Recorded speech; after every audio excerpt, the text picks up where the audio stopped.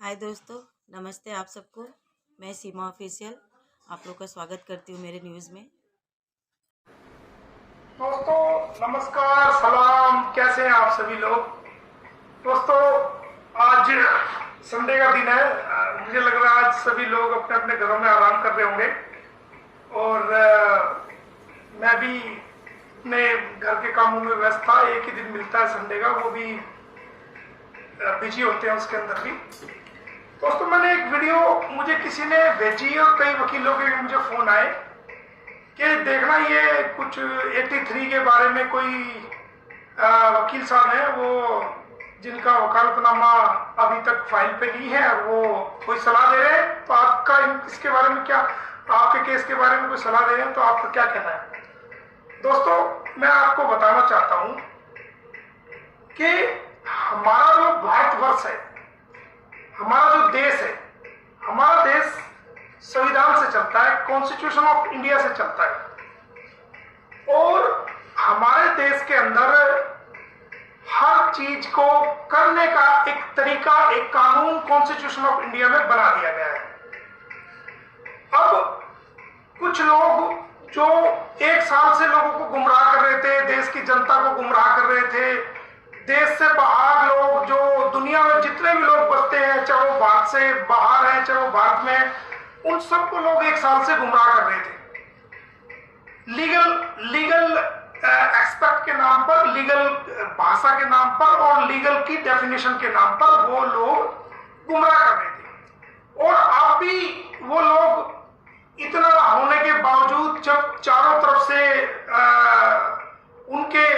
उनको जो ना चारों तरफ से समझाया जा रहा है, चारों तरफ से इंसानियत के नाते भी और वैसे भी चारों तरफ से उनको बताया जा रहा है कि भाई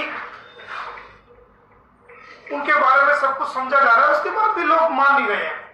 अब मेरे सामने सवाल यह है कि क्या सचिन, नेत्रपाल और सीमा के खिलाफ भारत में कोई प्रक्रिया की जा सकती है और वो सेक्शन 83 के अकॉर्डिंग वो शत्रु है, शत्रु देश का है, वो नहीं की जा सकती, ऐसा लोगों को कह के गुमराह किया जा रहा है और लोगों को कानूनी जो डेफिनेशन है उससे वंचित किया जा रहा है। मैं आपको बता दूं कि कानून हमारा क्या कहता है और क्या ऐसा हो सकता है।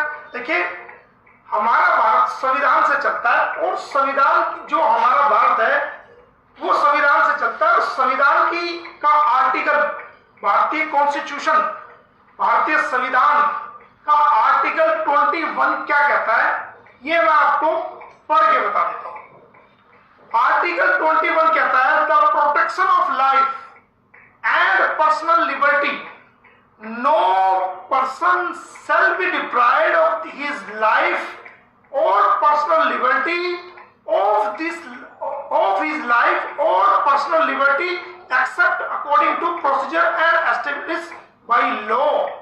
The fundamental right is available to every person, citizen and foreign alike. मतलब आर्टिकल 21 भारतीय संविधान का ये कहता है कि भारत के लोगों की जिंदगी, उनकी आजादी और उनकी पर्सनल चीजों को प्रोटेक्ट करती है आर्टिकल 21 और उनको प्रोटेक्शन का राइट देता है। इसके अलावा जो फॉरेनर्स हैं, जो विदेशी लोग हैं, उनको भी आर्टिकल 21 में लाइफ एंड लिबर्टी का और पर्सनल चीजों के हक अधिकार का पूरा अधिकार आर्टिकल 21 में दिया हुआ है। जितने भी सुनने वाले लोग हैं, जितने भी श्रोता हैं, जितने भी देखने वाले लोग हैं या मुझे सुनने वाले लोग हैं, वो अपने गूगल पे आर्टिकल 21 को लिखें और उसको पढ़ सकते हैं कि क्या विदेशियों को भी ऐसा राइट है। हाँ, विदेशियों को भी अपने हक अधिकार का, लाइफ एंड लिबर्टी का, पर्सनल चीजों के प्रोटेक्ट करने का आर्टिकल 21 में राइट दिया हुआ है। अब बात आती है कि भाई क्या कहती है कि भाई सचिन के खिलाफ, नेत्रपाल के खिलाफ और सीमा के खिलाफ सीपीसी में कोई मुकदमा नहीं बनता और ये नहीं चलेगा। अरे भाई, आप वकील हो, इतने बड़े ज्ञाता हो, इतना आपका मीडिया में या आपने सुर्खियां बटोरी है, आपको ये तो पता होना चाहिए, आपको भी पता होना चाहिए, और मैं देश की जनता को भी बताना चाहता हूं, और जो हमारे देश की बाहर से लोग जो देख रहे हैं, जो सुन रहे हैं, उनको भी बताना चाहता हूं कि दो तरह का कानूनी प्रक्रियाएं होती है। दो तरह की कानूनी प्रक्रियाएं होती है। एक क्रिमिनल प्रक्रिया, क्रिमिनल लीगल स्टेप, कि हमने अगर कोई क्राइम करता है, कोई जुल्म करता है, तो उसमें हमने क्या करना है।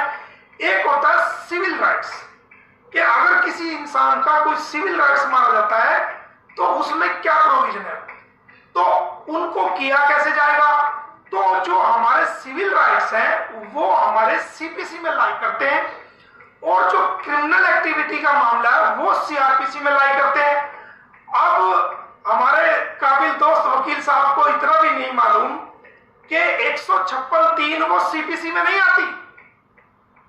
156(3) एक सीआरपीसी की सेक्शन है, 156 सेक्शन, उसकी सब सेक्शन 3, जिसके अंदर मजिस्ट्रेट को यह राइट दिया गया सीआरपीसी के अंदर कि अगर कोई क्रिमिनल एक्टिविटी होती है और उस क्रिमिनल एक्टिविटी की कंप्लेंट कंसर्न्ड पुलिस अधिकारी को दी जाती है, और कंसर्न्ड पुलिस अधिकारी उस कंप्लेंट पर एक किसी प्रकार की कोई एफआईआर दर्ज नहीं करता है, कोई उस पे कानूनी स्टेप नहीं लेता है, तो ये हर उस शिकायतकर्ता को राइट है, चाहे वो विदेशी है, चाहे वो देश का है, चाहे वो कहीं का भी व्यक्ति है, उसको राइट है क्रिमिनल सीआरपीसी के अंदर 156(3) में कि वो इलाका मजिस्ट्रेट को, और जाकर के, या इलाका मजिस्ट्रेट नहीं है तो उसकी जगह जो ड्यूटी मजिस्ट्रेट है उसको जाकर के 156(3) में वो कंप्लेंट फाइल कर सकता है कि जनाब मेरे साथ ये दुर्घटना हुई है, मेरे साथ ये जुल्म हुआ है, और ये इन धाराओं के तहत, इन दफाओं के तहत, इन सेक्शंस के तहत ये अपराध हुआ है, और मैं विक्टिम हूं और मैं शिकायत करता हूं।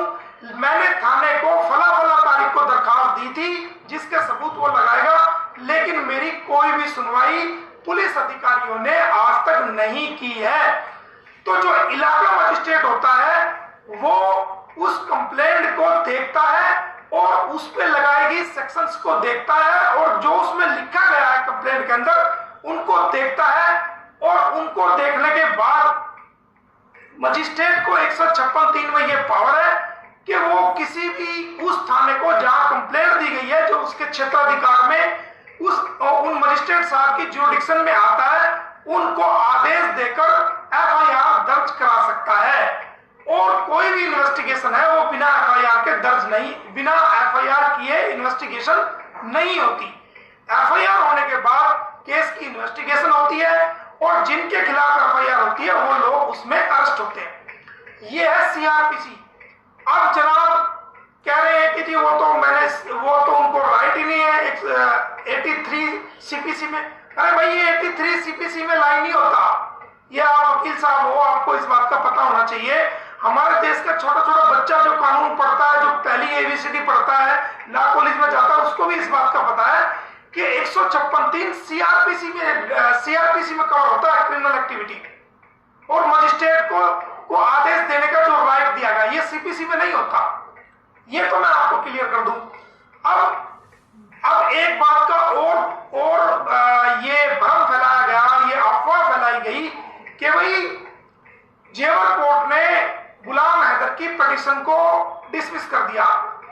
जेवर कोर्ट ने गुलाम हैदर की किसी भी एप्लीकेशन को, मेरे पास सर्टिफाइड कॉपी है, वो मैं आपको दिखा दूंगा, कोई प्रॉब्लम नहीं है, और कोई भी इंसान उसको देख सकता है, और मैं सार्वजनिक मीडिया पे भी उसको दिखा दूंगा कि जेवर कोर्ट ने गुलाम हैदर की किसी भी सिविल केस को, जो हमने सेक्शन 34 स्पेसिफिक रिलीफ एक्ट के तहत 1963 के तहत जो हमने डाला था, वो डिसमिस नहीं हुआ है, बल्कि मजिस्ट्रेट साहब ने सिर्फ इतना कहा है कि इस पिटीशन के अंदर आपने मैरिज को चैलेंज किया है और चूंकि फैमिली कोर्ट को आजकल राइट दे दिया गया है और ये चीज जो है वो आप वहां पर लेके जाइए। हमने ये बात कही थी कि इसमें मैरिज के साथ साथ हमने 2-3 चीजों को और भी चैलेंज किया है जो कि सिविल में आता है, लेकिन उनके जुडिशियल माइंड ने ये ऑर्डर किया कि देखिए आप वहां लेके चला जाइए। उनको देखिए मजिस्ट्रेट को ये राइट होता है। हमने वो ऑर्डर की सर्टिफाइड कॉपी ले ली है, उसके अंदर हमारी कोई भी एप्लीकेशन को, हमारे कोई किसी भी केस को डिसमिस नहीं किया गया है, बल्कि कोर्ट ने ये कहा है कि मेरे अधिकार क्षेत्र से ये बाहर है, लिहाजा आपके केस को मैं सुनने में असमर्थ हूं और ये मैं आपका केस आपको वापस कर रहा हूं। आप इसको यहां की बजाय वो जाकर के सीनियर कोर्ट में लगा दीजिए, क्योंकि वहां पर जो जज साहब है वो जज साहब इलाका मजिस्ट्रेट जूनियर डिवीजन है और ये एडिशनल सेशन जज लेवल का मामला उन्होंने अपने जुडिशियल विवेक से पाया है। लेकिन मेरे जो जुडिशियल माइंड था वो उनको सुनने का राइट था, लेकिन हमें तो हक अधिकार के लिए लड़ाई लड़नी है, तो हम सेशन कोर्ट में भी इसको फाइल करेंगे। इसके लिए हमें किसी प्रकार का कोई ऐतराज नहीं है और वो जो हमने केस को, ओरिजिनल केस की फाइल जो हमने और दोस्तों मैं इसी तरह आप लोग को अच्छी अच्छी न्यूज़ ला कर देती रहूँगी। धन्यवाद। और दोस्तों अगर मेरे चैनल की वीडियो आप लोगों को पसंद आती है तो प्लीज़ आप लोग सब्सक्राइब करते जाएं